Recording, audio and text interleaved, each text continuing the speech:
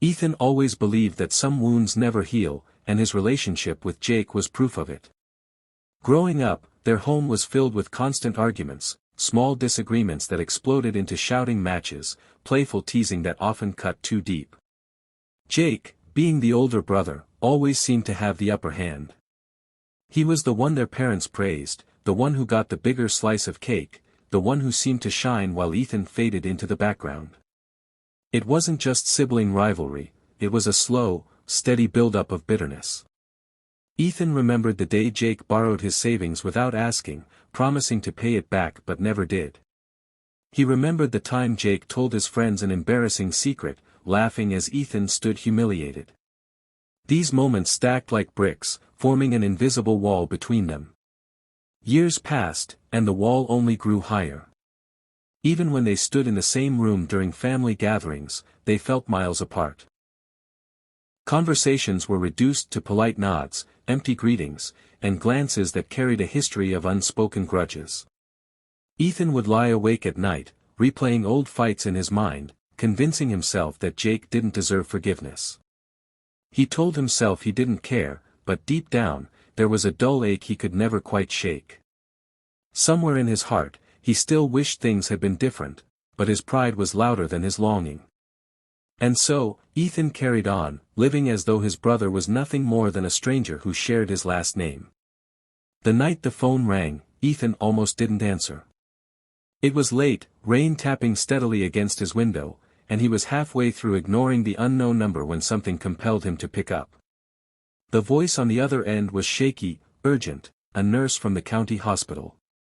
Jake had been in a serious car accident. His injuries were severe, but he was alive. Ethan's first reaction wasn't clear-cut panic. It was a strange, tangled knot of emotions, shock, worry, and an old stubborn voice whispering, "Why should you care?" Yet, as the nurse continued explaining Jake's condition, Ethan felt an unfamiliar heaviness settle in his chest. Minutes later, he was pulling on a jacket, grabbing his car keys.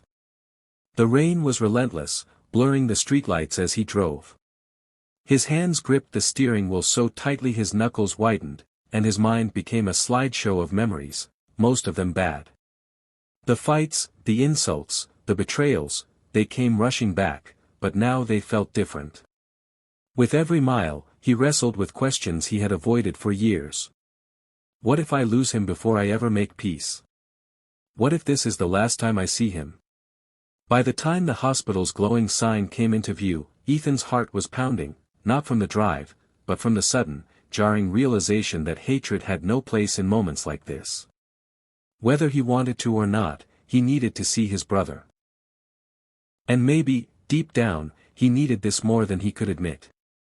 The hospital smell hit him first, sterile, cold, almost suffocating. Ethan followed the nurse down a quiet hallway, each step feeling heavier than the last. When they reached the room, he hesitated at the doorway. Jake lay in the bed, pale against the white sheets, his right arm wrapped in bandages, a brace around his neck, and tubes snaking into his arms. The steady beep of the heart monitor filled the silence. For a moment, Ethan barely recognized him. Jake had always been strong, untouchable in Ethan's mind, but here he looked fragile, like one wrong move could break him completely. Their eyes met, and Ethan braced himself for the usual tension, but it never came. Instead, Jake's gaze held something unexpected, vulnerability. Jake swallowed hard before speaking, his voice hoarse. "I'm sorry, for everything." It was just a few words, but they landed with the weight of years. Ethan froze, unsure how to respond. The bitterness he had carried for so long rose up, demanding to be heard, but it was met by another feeling, one he hadn't allowed himself to feel in years, empathy. He didn't say anything at first. Instead, he stepped closer, his hand hovering for a second before resting gently on the bed railing. The air between them was thick with everything they hadn't said, everything they had lost. Ethan realized, with a strange ache in his chest, that in all their years apart, he had never seen his brother like this, open, human, and quietly asking for forgiveness without pride getting in the way. The doctor's voice was calm but firm as he explained Jake's condition, multiple fractures, a long recovery ahead, and the need for constant care once he was discharged. Their parents, older now and struggling with their own health issues, wouldn't be able to handle it. The unspoken question hung in the air: who will take him? Ethan's first instinct was to stay silent. For years, he had dreamed of walking away from Jake for good, leaving the past buried where it lay.